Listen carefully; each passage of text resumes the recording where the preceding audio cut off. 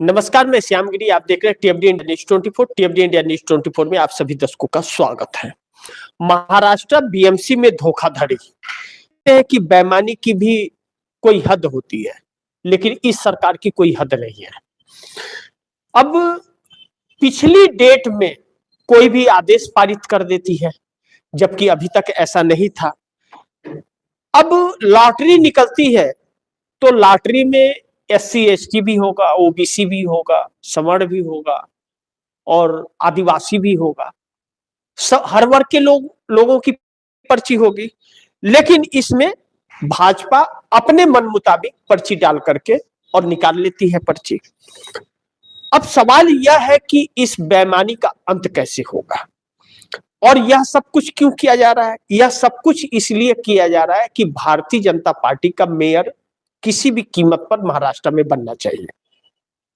उसके लिए यह सारे षड्यंत्र किए जा रहे हैं। अब ऐसे में भारतीय जनता पार्टी का मेयर हो तो मेयर बहुमत से बनेगा, बिना बहुमत का तो नहीं बनेगा। अब ऐसे में भारतीय जनता पार्टी के पास बहुमत कम है। अब तो पर्ची महिला की निकल गई है और भारतीय जनता पार्टी के पास तकरीबन 50 महिलाएं हैं, ऐसा कहा जा रहा है। अब ऐसे में यह जरूरी नहीं है कि महिला निकल गया है तो आपको बहुमत साबित नहीं करना, बहुमत तो साबित करना पड़ेगा।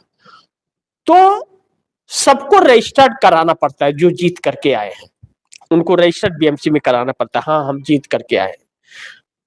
ऐसे में भारतीय जनता पार्टी के लोग रजिस्टर्ड क्यों नहीं करा रहे हैं अपने आप को, क्यों लेट कर रहे हैं।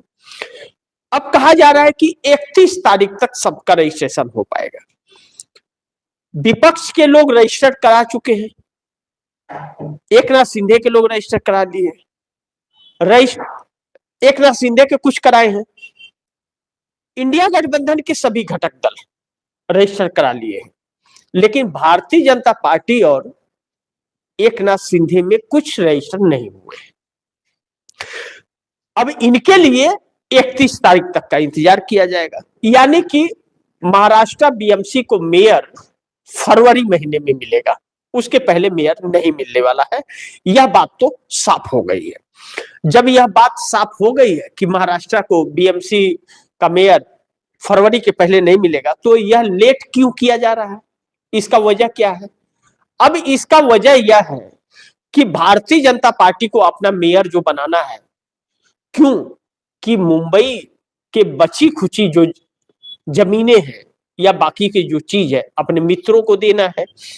मित्रों को देना है तो मुंबई का मेयर होना है। तो मेयर में जब गणित नहीं है, बहुमत नहीं है, तो उसके लिए तैयारी का वक्त चाहिए। कुल मिलाकर के यही लबोलुआब है। अब ऐसे में एकनाथ शिंदे का टकरार बढ़ता जा रहा है और गुस्सा भी बहुत काफी बढ़ रहा है। इसी गुस्से के तहत एकनाथ शिंदे ने कल्याण डोंबिवली में भारतीय जनता पार्टी का साथ छोड़ दिया। अब सवाल यह उठता है कि एकनाथ शिंदे क्या भारतीय जनता पार्टी के सामने झुक जाएंगे, भाजपा का मेयर बना देंगे। अगर बना दिया एकनाथ शिंदे ने समर्थन देकर, तो एकनाथ शिंदे का भी वही हाल होगा जो बीएमसी में शरद पवार का और अजीत पवार का हुआ है। इसे भी इंकार नहीं कर सकते। और दूसरी चीज, एकनाथ शिंदे की पार्टी टूट जाएगी। भारतीय जनता पार्टी ने धोखा किया है एकनाथ शिंदे के साथ। लॉटरी में जो खेल हुआ है, एकनाथ शिंदे के साथ धोखा है और विपक्ष के साथ तो धोखा है ही। खैर, विपक्ष को तो अपना दुश्मन समझती है भाजपा। लेकिन अब चर्चा इस बात की है कि जो व्यक्ति अपने घर को तोड़कर और किसी और के साथ आ सकता, यानी कि एकनाथ शिंदे पर बात चल रही है कि एकनाथ शिंदे जिसका कोई वजूद नहीं था, जिसे चेहरा, नाम, शानो शौकत सब कुछ शिवसेना में जाने के बाद मिला, जिस बाला साहब ठाकरे ने ऑटो ड्राइवर से उनको नेता बना दिया, उनके घर को तोड़कर अगर भाजपा के साथ आ सकता है तो क्या भाजपा को नहीं तोड़ सकता है? तोड़ सकता है। अब ऐसे में तोड़ा तोड़ी का खेल शुरू है, लेकिन पहली बार एकनाथ शिंदे अब भाजपा को तोड़ने में लगे। भाजपा टूट जाएगी, इस पर तो कोई विश्वास नहीं करेगा। लेकिन जरूरी नहीं है कि पहाड़ टूटता नहीं है, पहाड़ भी टूटता है, बस तोड़ने वाले की ताकत होनी चाहिए और उसके पास दिमाग होना चाहिए। टूट तो पहाड़ भी जाता है, इसमें भाजपा कौन सी बड़ी तोप है। ऐसे में भाजपा के पास ईडी सीबीआई का शिकंजा है, इनकम टैक्स डिपार्टमेंट का शिकंजा है, यानी कि डंडा, जिसका इस्तेमाल करके ही 12 साल से सत्ता में है।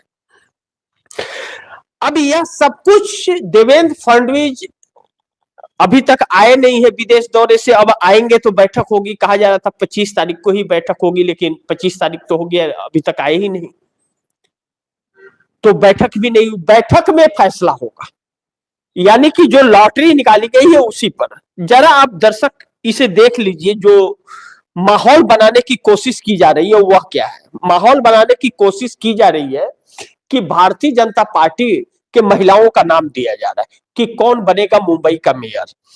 कहा जा रहा है वार्ड नंबर 98 से अलका केरकर भारतीय जनता पार्टी की है, यह मेयर बन सकती हैं। उसके बाद कहा जाए वार्ड नंबर 132 से रितु तावड़े भारतीय जनता पार्टी की महिला पार्षद हैं, यह मेयर बन सकती हैं।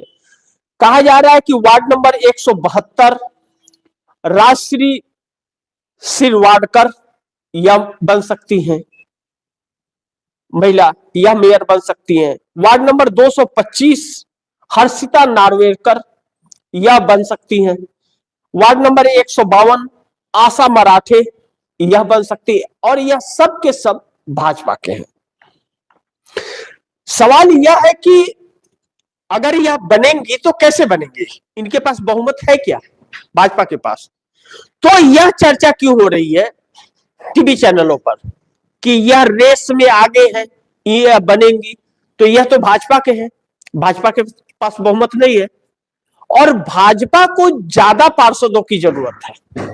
भाजपा को 29, यानी कि एकनाथ शिंदे का होना 100% तभी बनेगी और एकनाथ शिंदे सपोर्ट करे तो। लेकिन इंडिया गठबंधन को, यानी कि महाविकास अघाड़ी को, तो मात्र 8 पार्षदों की कमी है। तो 29 जिसको कम है वह उसके लोग रेस में हैं मेयर बनने के लिए, और जिसको मात्र 8 पार्षदों की कमी है उसमें कोई रेस में नहीं है। क्या यह संभव है, आप दर्शक मान रहे हैं? तो 31 तारीख तक का जो वक्त दिया जा रहा है, यह इसीलिए दिया जा रहा है कि वक्त मिल जाए तोड़ने का भाजपा को, पहला चीज। और दूसरा, 15 जनवरी को बीएमसी का मतदान हुआ था, 16 को बीएमसी का रिजल्ट आ गया। 16 के बाद 10 दिन तकरीबन हो गए, और 10 दिनों में अभी तक यह नहीं चुना गया कि मेयर कौन होगा, और अभी 31 जनवरी तक उम्मीद नहीं है, यानी कि फरवरी महीने में मिलेगा। इतनी लेट क्यों? क्या बीएमसी को मेयर की जरूरत नहीं है?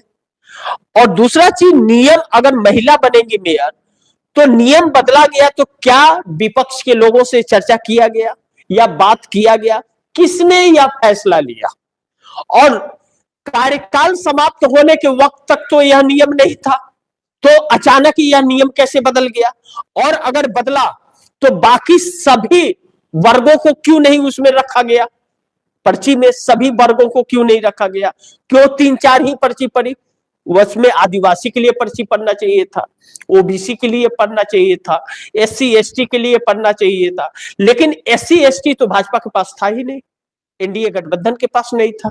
सिर्फ उद्धव ठाकरे के पास 2 प्रत्याशी थे, तो वह उद्धव ठाकरे को मिल जाता सर्वसम्मति से, तो इसके लिए उसको नहीं डाला गया, आदिवासी को नहीं किया गया। यानी कि महिला भाजपा के पास ज्यादा है तो महिला को किया गया, लेकिन महिला के साथ साथ वहां बहुमत भी तो होने चाहिए। अब महिला आगे जाने का मतलब यह नहीं है कि आपको बहुमत साबित नहीं करने पड़ेंगे। बहुमत तो एक 222 में जो 227 में जो 114 का बहुमत है वह तो चाहिए ही चाहिए। 227 है टोटल सीटें बीएमसी की, तो 114 चाहिए, और आपके पास मात्र 89 सीट है, यानी कि 29 की आपको कमी है। अब इन सभी चीजों को भारतीय जनता पार्टी नजरअंदाज करते हुए किसी भी तरह से खींचतान करके तोड़ फोड़ करना चाहती है, इसीलिए सब किया है। दूसरी चीज, रजिस्टर्ड अभी तक नहीं किया, क्यों नहीं किया? अब आते हैं मुख्य मुद्दों पर।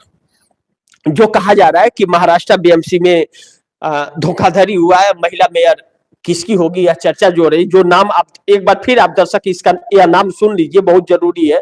यह सभी भारतीय जनता पार्टी की महिलाएं, इन्हीं की चर्चा सिर्फ की जा रही है, एक माहौल बनाने की कोशिश। अलका केरकर वार्ड नंबर 28 से 98 से, रितु तावड़े वार्ड नंबर 132 से, राजश्री सिर वाडकर वार्ड नंबर 172 से, हर्षिता नार्वेकर 225 वार्ड नंबर से, आशा मराठे वार्ड नंबर 152 से, यानी कि 152 से। अब एक बात फाइनल हो गया है कि एकनाथ शिंदे का मेयर भाजपा नहीं बनाएगी। पहला चीज कि एकनाथ शिंदे का किसी भी कीमत पर भारतीय जनता पार्टी मेयर नहीं बनाने जा रही है, यह फाइनल हो गया है। क्यों? कि जिस तरह से महिला का पर्ची निकाला गया है और नियम बदला गया है, और रजिस्टर्ड अभी तक नहीं हुए हैं लोग, विपक्ष का सब हो गया है लेकिन भाजपा के नहीं किए गए, क्योंकि तोड़ फोड़ करना है ना, अभी पता चल जाएगा, नहीं तो फिर एकनाथ शिंदे के भी बहुत सारे नहीं हुए हैं।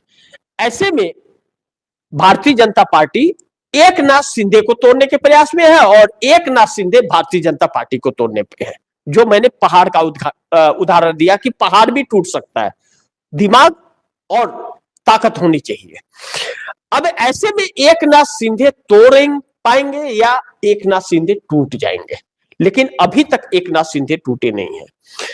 अब ऐसे में उद्धव ठाकरे की शिवसेना का यह कहना है और एकनाथ शिंदे का भी यह कहना है, और एकनाथ शिंदे यह चाहते हैं कि बाला साहब ठाकरे का 100वीं शताब्दी दिवस चल रहा है, बाला साहब ठाकरे का हो।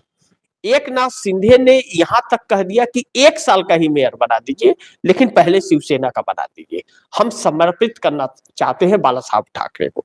लेकिन भारतीय जनता पार्टी अगर इसके लिए तैयार नहीं हो रही है, इसका मतलब कि वह जब 1 साल के लिए तैयार नहीं हो रही है, तो कैसे एकनाथ शिंदे का मेयर बनाएगी? वह कहां बनाएगी? सवाल ही नहीं उठता है। तो यानी कि भारतीय जनता पार्टी खुद का बनाएगी और तोड़फोड़ करेगी इसी के लिए। तो अब उद्धव ठाकरे गुट का मानना है, और जो संजय राउत बयानबाजी कर कि शिवसैनिक कहीं झुकते नहीं है, तो एकनाथ शिंदे तो अभी तो फिलहाल झुके हुए हैं, उनके साथ धोखा हो रहा है तभी भी। अब यहां पर तोड़फोड़ की जो कोशिश है, ये उद्धव ठाकरे को मात्र 8 ही पार्षदों की जरूरत है। अब या तो एकनाथ शिंदे 8-10 पार्षद दे दे, और या तो एकनाथ शिंदे भारतीय जनता पार्टी का साथ छोड़ दे, जैसे डोंबिवली और कल्याण में छोड़ती है। अब यह फैसला एकनाथ शिंदे को लेना है। अब पूरा महाराष्ट्र एकनाथ शिंदे की तरफ देख रहा है, लेकिन एकनाथ शिंदे भारतीय जनता पार्टी के तरफ देख रहे हैं। अब एकनाथ शिंदे भारतीय जनता पार्टी की तरफ देख रहे हैं, तो एकनाथ शिंदे को किसी भी कीमत पर भारतीय जनता पार्टी एक्सेप्ट करने को तैयार नहीं है उनके मेयर को। अब रजिस्टर्ड नहीं हुआ है, जो उसकी 2 चीजें हैं। रजिस्टर हो जाएगी तो सारी बातें खुल जाएगी, कौन कौन रजिस्टर्ड हो गया है, तब तोड़फोड़ करने में थोड़ी सी दिक्कतें आएंगी। लेकिन रजिस्टर नहीं हुआ रहेगा तो दिक्कत नहीं आएगी। अब भारतीय जनता पार्टी और एकनाथ शिंदे की तरफ से लोगों का पूरा रजिस्टर बीएमसी में अभी नहीं हुआ है, जो बीएमसी में रजिस्टर हो जाना चाहिए, इसी के लिए 31 तारीख तक का वक्त मांगा गया है। अब इसमें दर बदल कानून लागू नहीं होता है, दर बदल कानून लागू नहीं होता है तो फिर कोई भी किधर भी जा सकता है और वोटिंग के वक्त भी पाला बदल सकता है। अब एकनाथ शिंदे को डर लग रहा है कि कहीं हमारे तरफ से लोग पाला बदल दिए तो क्या होगा। ऐसे में एकनाथ शिंदे की पार्टी टूटती नजर आ रही है। अब उद्धव ठाकरे बार बार घर वापसी के संकेत दे रहे हैं एकनाथ शिंदे को, फैसला एकनाथ शिंदे को करना है। और अगर भारतीय जनता पार्टी का मेयर बन जाता है भारतीय जनता पार्टी का मेयर, तो एकनाथ शिंदे के लिए आने वाले वक्त में बड़ी दिक्कत होगी, पार्टी टूट जाएगी उनकी। ऐसे में न घर के होंगे न घाट के, हाथ मलते रह जाएंगे। अब दूसरी तरफ आते हैं इंडिया गठबंधन को। इंडिया गठबंधन में कोई मतभेद नहीं है। महाराष्ट्र बीएमसी की बात कर रहा हूं। इंडिया गठबंधन में महाराष्ट्र बीएमसी में कोई मतभेद नहीं है। उद्धव ठाकरे के साथ राज ठाकरे हैं। उद्धव ठाकरे और राज ठाकरे का मिलाकर के 72 है। समाजवादी पार्टी अखिलेश यादव के 2 हैं, पार्षद हैं, और कांग्रेस के 24 हैं। कांग्रेस ने खुलेआम समर्थन देने के लिए उद्धव ठाकरे को कह दिया है, आश्वासन दे दिया है, एकजुट होकर के साथ में है। शरद पवार के भी 1 है, अजीत पवार के भी 3 है। अब ऐसे में एकनाथ शिंदे की तरफ नजरें लगी हुई हैं। लेकिन क्या जिस शरद पवार और अजीत पवार को भारतीय जनता पार्टी ने नामो निशान खत्म कर दिया महाराष्ट्र के अंदर, बीएमसी चुनाव से पता चल गया कि जनता इनसे दूर हो गई। अब वोट इनकी चोरी हो गए या क्या हुआ यह तो वक्त बताएगा, लेकिन पार्षद जीत के तो नहीं आए, तो खत्म ही है। ऐसे में क्या शरद पवार यह सब कुछ देखते हुए अपने राजनीतिक कैरियर की आखिरी पारी जो खेल रहे हैं और उम्र भी हो गई, क्या भारतीय जनता पार्टी के बर्ताव को देखते हुए महाराष्ट्र का बीएमसी भी आसानी से भारतीय जनता पार्टी के हाथ में जाने देंगे और झुक जाएंगे? यह एक बहुत बड़ा सवाल खड़ा हो गया है महाराष्ट्र के अंदर। अगर शरद पवार ने कुछ नहीं किया, अब अपनी अगर चाणक्य नीति नहीं दिखाई, यह वक्त है, नहीं दिखाई, तो फिर शरद पवार का अस्तित्व खत्म हो जाएगा महाराष्ट्र की राजनीति से। तब उन्हें चाणक्य नहीं, स्वार्थी कहा जाएगा। और आज यह जो परिस्थितियां महाराष्ट्र में उत्पन्न हुई हैं, या भारतीय जनता पार्टी की जो सत्ता है या केंद्र में मोदी की सत्ता है, इसके बहुत बड़े सूत्रधार शरद पवार है। अन्यथा न भाजपा की सरकार महाराष्ट्र में होती विधानसभा में, और न ही भाजपा की सरकार दिल्ली में होती। आज अभी तक सरकार गिर गई होती कब का। लेकिन यह बात कहते हैं, हुजूर आते आते बहुत देर कर दी। शरद पवार को यह ज्ञान तो हुआ है, लेकिन अब उनकी अग्नि परीक्षा है कि जिस तरह एक अच्छी चलती हुई सत्ता को भाजपा के हाथ में सौंप दिया उद्धव ठाकरे का, क्या अब शरद पवार वही चाणक्य नीति दिखाएंगे जो बीएमसी इंडिया गठबंधन के हाथ में आ जाए? क्या यह दिखाएंगे कि देवेंद्र फडणवीस की सरकार गिर जाए? क्योंकि देवेंद्र फडणवीस की सरकार बड़ी आसानी से गिर सकती है अगर एकनाथ शिंदे की शिवसेना और अजीत पवार की एनसीपी घर वापसी कर दे तो, और दिल्ली की सरकार भी संकट में आ जाएगी। एकनाथ शिंदे के घर वापसी करते ही और अजीत पवार के घर वापसी करते ही बीएमसी भी इंडिया गठबंधन के हाथ में होगा, शिवसेना के हाथ में, और विधानसभा भी शिवसेना के हाथ में होगा। पूरा महाराष्ट्र इंडिया गठबंधन के महाविकास अघाड़ी के हाथ में आ जाएगा और केंद्र की सरकार तलवार की नोक पर आ जाएगी। ऐसे में नीतीश नायडू जिस रणनीति पर चल रहे हैं, या नीतीश नायडू जिस तरह से इस वक्त नाराज चल रहे हैं, और जो हालात देश के बनते जा रहे हैं, नरेंद्र मोदी की सरकार 1 हफ्ते भी टिक नहीं पाएगी। क्योंकि चंद्रबाबू नायडू की नाराजगी बहुत काफी बढ़ गई है नरेंद्र मोदी से, और नीतीश कुमार भी बहुत ज्यादा दिन अब टिकने वाले नहीं है। ऐसे में महाराष्ट्र का झटका, नीतीश कुमार अगर वक्त भी लगाने वाले हैं तो वह जल्दबाजी कर देंगे, सरकार धाराशाह हो जाएगी, बहुत कुछ समस्याएं सॉल्व हो जाएगी इस देश की, और बहुत सी समस्याएं खत्म भी हो जाएगी। फिर इस देश के अंदर एक लोकतंत्र स्थापित हो सकता है और देश फिर संविधान से चल सकता है। यह आतंक जो देश में मचा हुआ है, या जो तबाही मच रही है, उस पर लगाम लग सकता है। यहां तक कि नरेंद्र मोदी के बाद जो आएगा वह अमेरिका को मुंहतोड़ जवाब दे सकता है और इस देश को फिर पटरी पर लाने का प्रयास कर सकता है।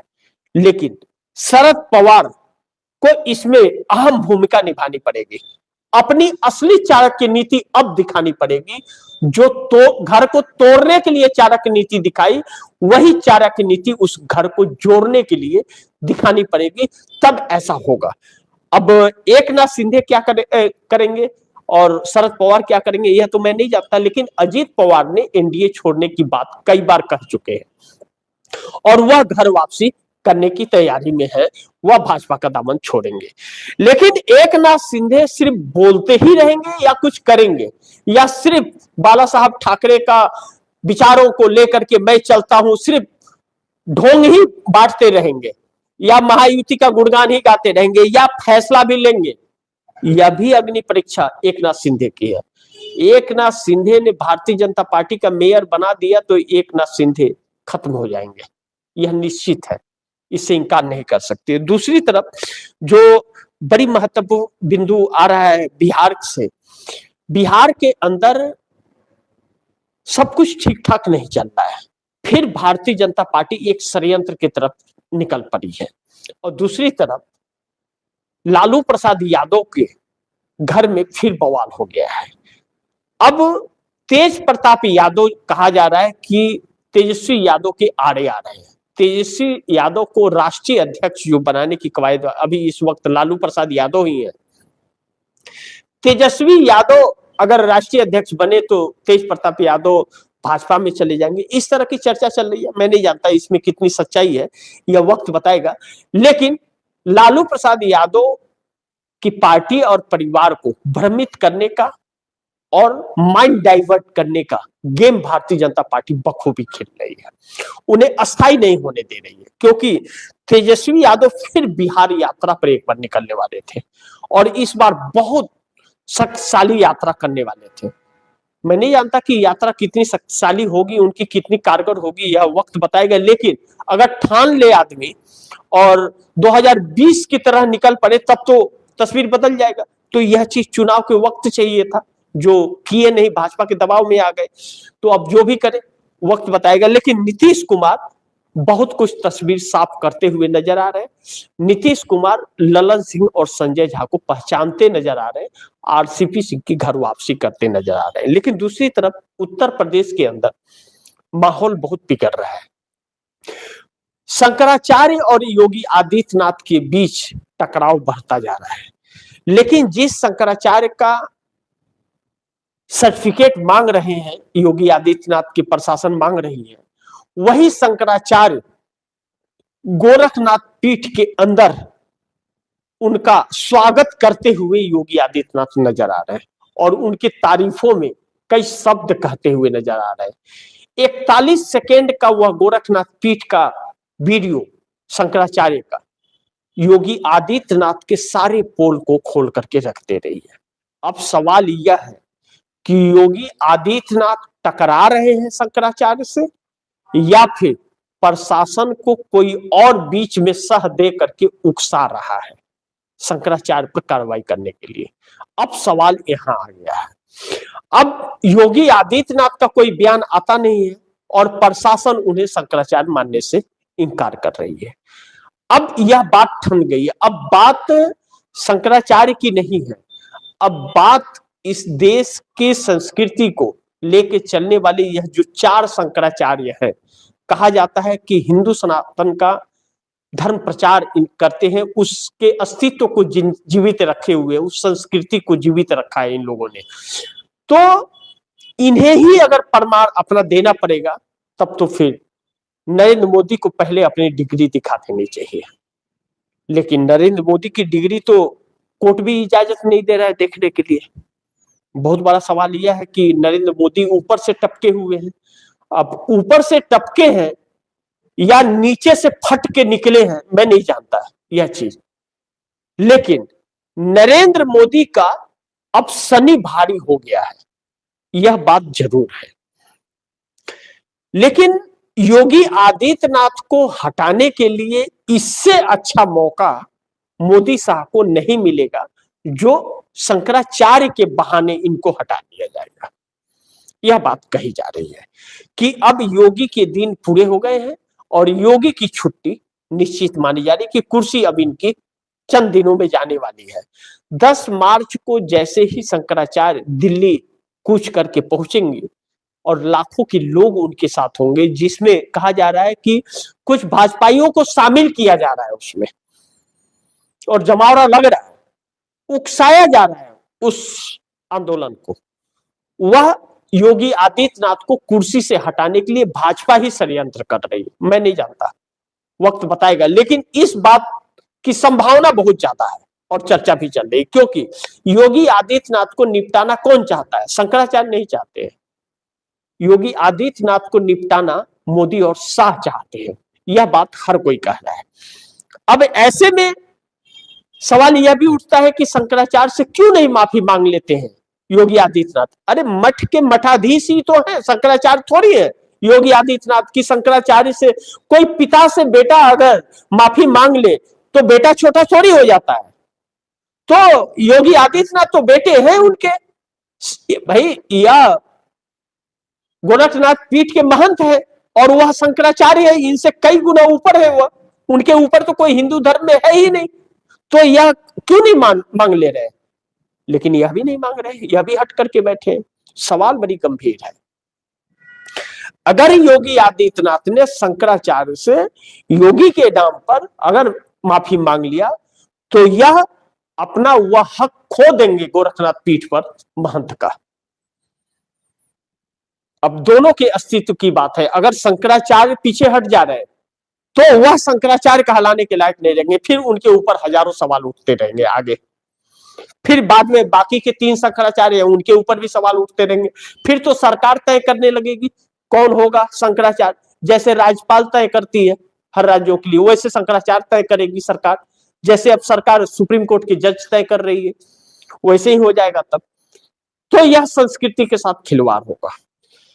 अब इसे बढ़ावा देने की कोशिश की जा रही, देखना यह महत्वपूर्ण होगा कि आगे क्या होता है। मैं नहीं जानता, यह वक्त बताएगा।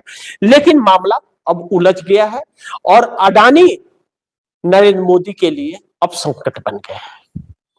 अडानी बुरी तरह से फंस गए हैं, कभी भी गिरफ्तारी भी उनकी हो सकती है और उनके शेयर मार्केट टूट रहे हैं जिस तरह से, देश बर्बाद हो जाएगा। रुपया 92 को पार कर रहा है। अब ऐसे में नरेंद्र मोदी का पोल भी खुल रहा है। देखना यह महत्वपूर्ण होगा कि आगे क्या होता है। जो भी होगा खबरें आप दर्शकों तक लाता रहूंगा। लेकिन महाराष्ट्र बीएमसी में लॉटरी निकला धोखाधड़ी का। महाराष्ट्र बीएमसी में लॉटरी निकला धोखाधड़ी का। एकनाथ शिंदे देंगे ठाकरे का साथ या नहीं देंगे, इस पर नजर बनी रहेगी, क्योंकि जिस तरह से लॉटरी निकाला गया है यह धोखाधड़ी हुआ है, यह निष्पक्ष लॉटरी नहीं थी। और भारतीय जनता पार्टी खुद जब निष्पक्ष नहीं है तो निष्पक्ष कोई फैसला कैसे ले सकती है? अब आगे इंतजार कीजिए, वक्त नजदीक है, सब कुछ आप देशवासियों के सामने आ जाएगा। तो इसी के साथ आप दर्शकों से इजाजत चाहूंगा, अगली खबर के साथ फिर हाजिर होऊंगा। लेकिन आप दर्शकों की क्या राय है, क्या सुझाव है, कमेंट बॉक्स में जरूर दीजिएगा। इस खबर को ज्यादा से ज्यादा शेयर कीजिएगा, अपने दोस्तों को भी कहिएगा आगे शेयर करें। और आपने अगर टीएफडी इंडिया न्यूज 24 को सब्सक्राइब नहीं किया है तो टीएफडी इंडिया न्यूज 24 को सब्सक्राइब कर लीजिएगा। अपने दोस्तों को भी कहिएगा टीएफडी इंडिया न्यूज 24 को सब्सक्राइब करें। मिलते हैं अगली खबर के साथ, तब तक के लिए नमस्कार।